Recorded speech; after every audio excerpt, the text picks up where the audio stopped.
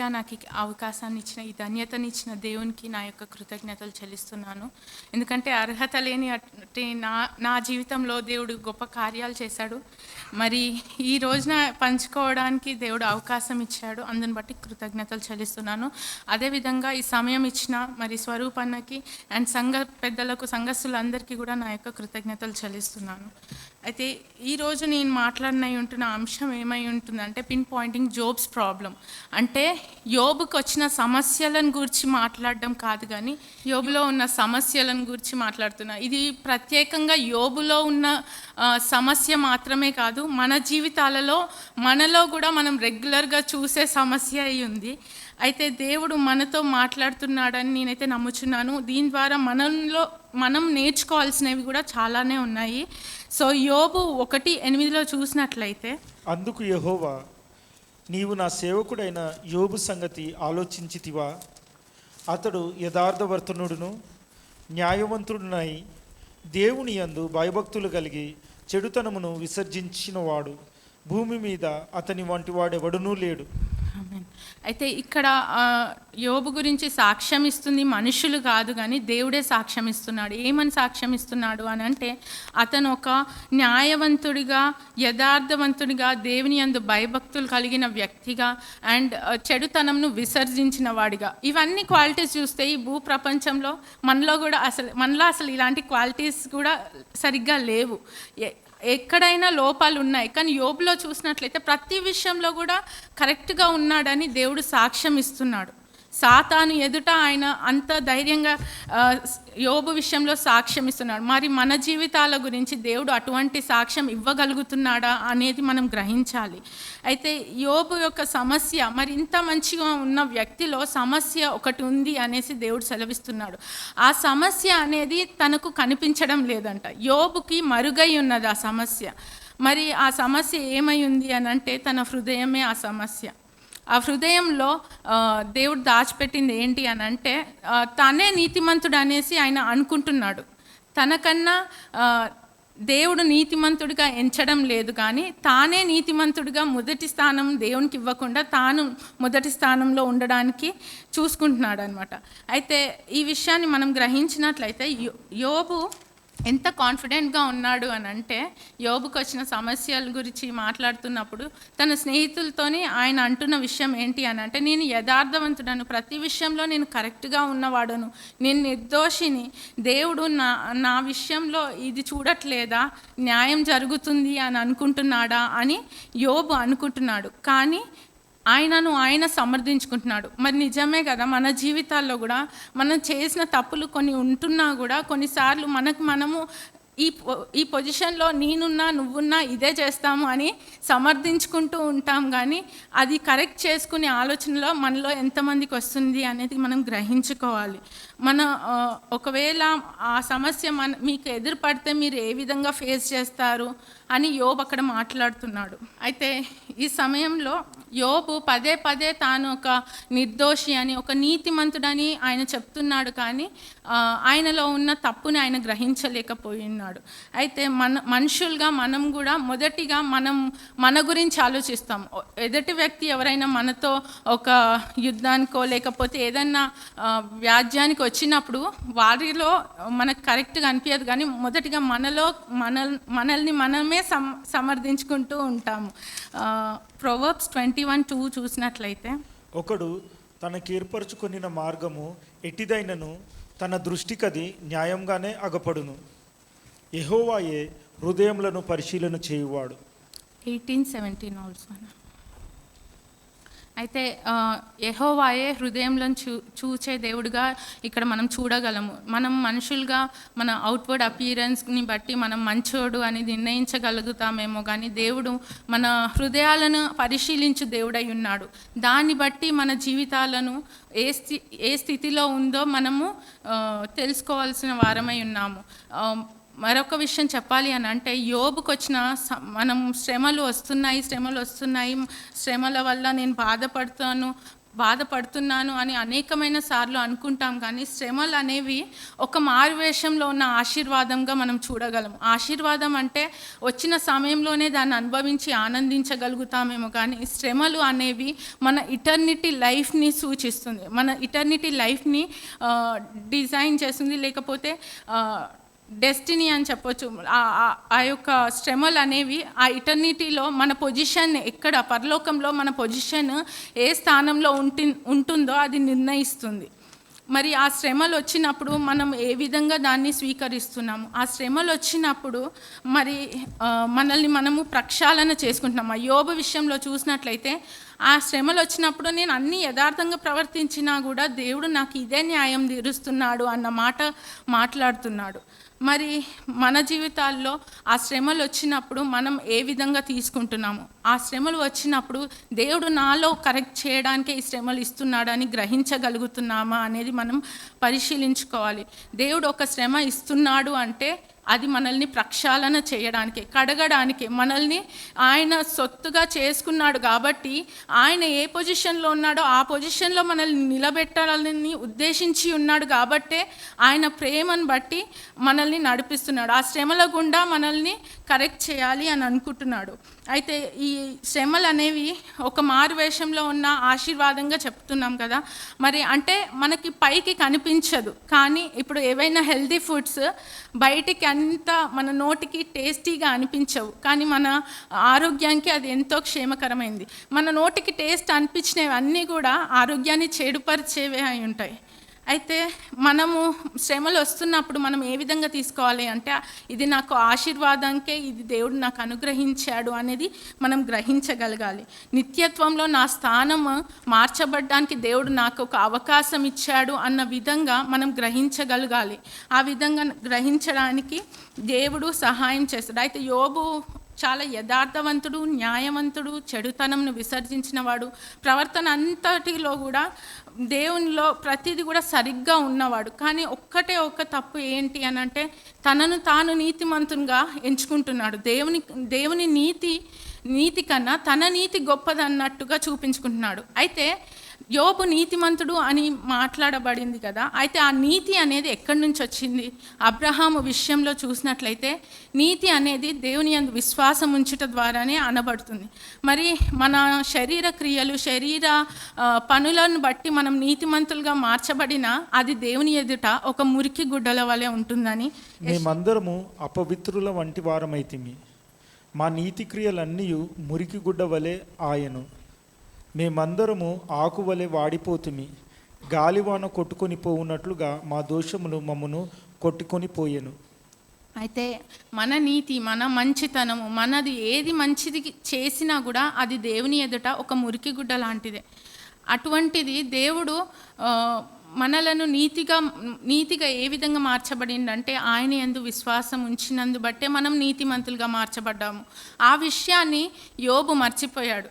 యోబు ఏమనుకుంటున్నాడంటే నేను చాలా మంచి కార్యాలు చేశాను, విధవరాళ్ళకి సహాయం చేశాను. నిజమే, యోబు చూసినట్లయితే అనాథలకు హెల్ప్ చేసినట్లు చూడగలము, మరి రోగులకు హెల్ప్ చేసినట్టు చూడగలము, విధవరాళ్ళకు హెల్ప్ చేసినట్టు చూడగలము. ప్రతి విషయంలో కూడా ఆయన దేవుడు చెప్పిన ప్రతి పనిని చేసి ఉన్నాడు, కానీ ఆయనను ఆయన నీతిమంతునిగా ఎంచుకుంటున్నాడు. అదొక్కటే తప్పు. ఆయన గ్రహించలేని స్థితిలో ఆ గ్రుడ్డితనంలో ఉండిపోయిండు.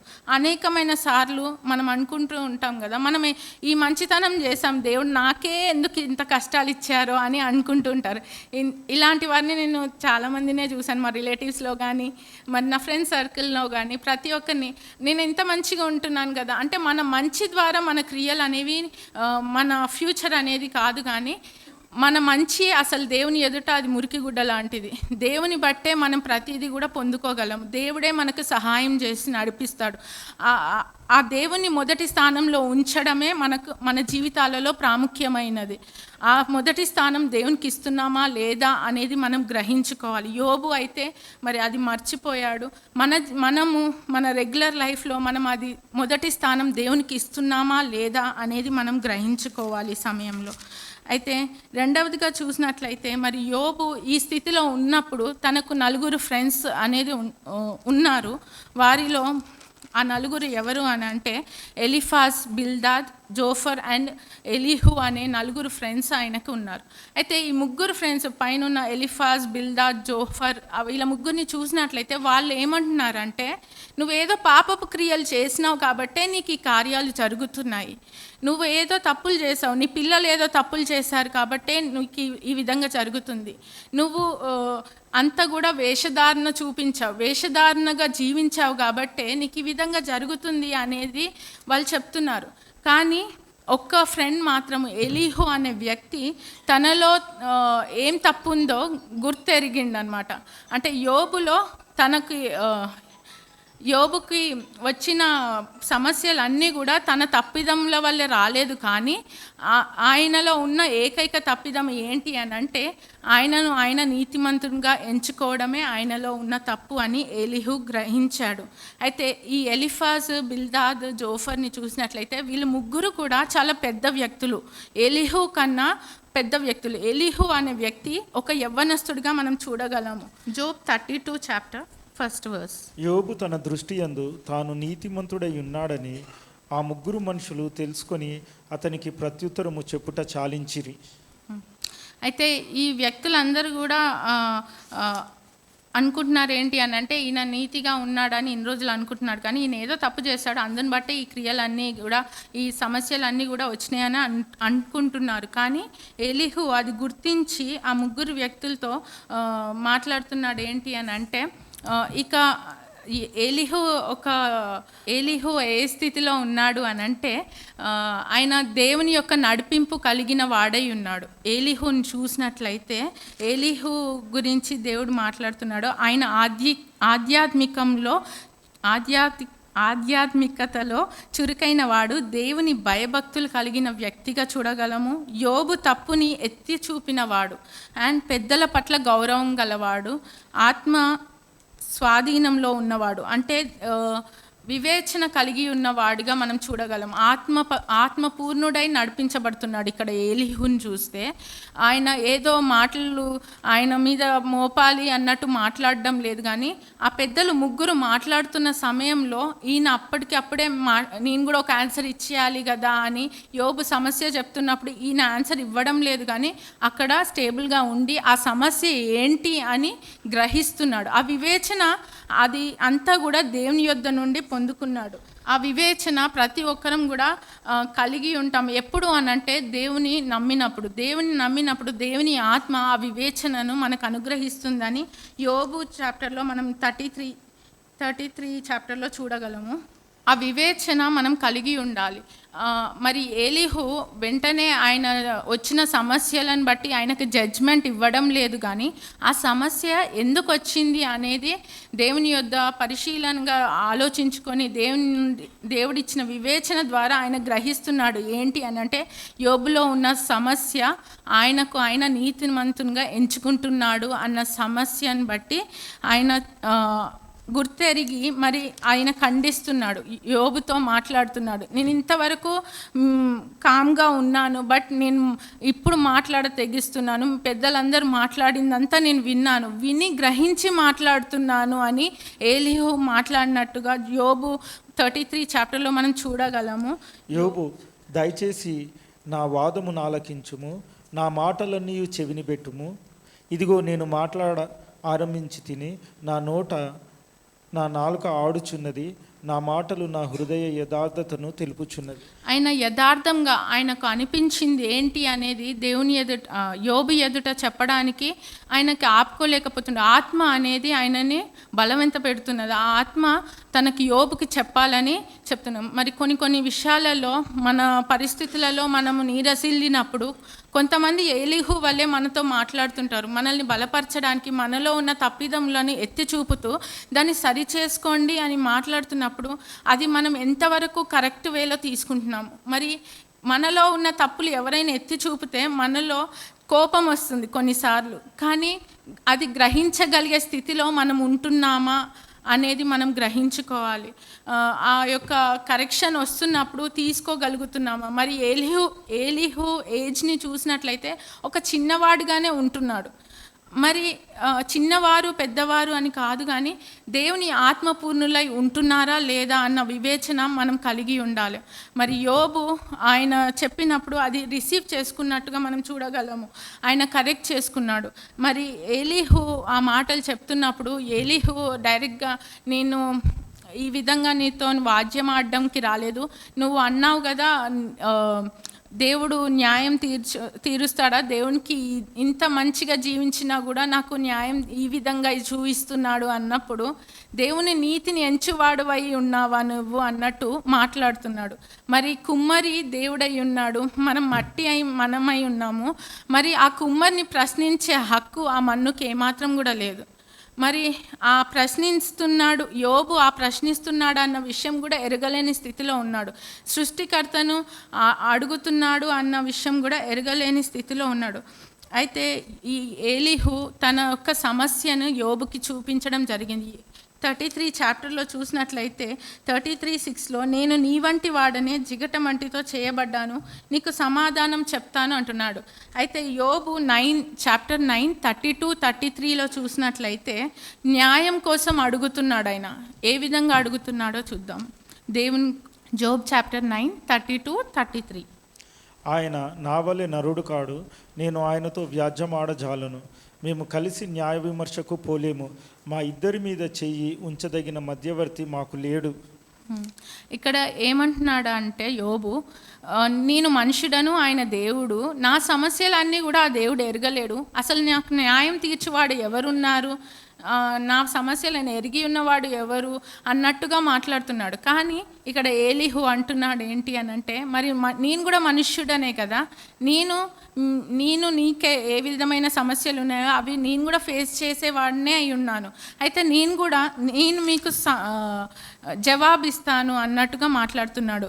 అయితే నా తప్పులను పట్టించుటకు సమయం వెతుకుచున్నాడు దేవుడు అని యోబు మాట్లాడుతున్నాడు. అంటే కొన్నిసార్లు మనం యథార్థంగా ఉన్న దేవుడు నా తప్పులను అయితే ఇక్కడ ఏమంటున్నాడంటే దేవుడు వెతుకుతున్నాడు, నా తప్పులు పట్టించాలని వెతుకుతున్నాడు. యోబు 33:7లో చూడొచ్చు.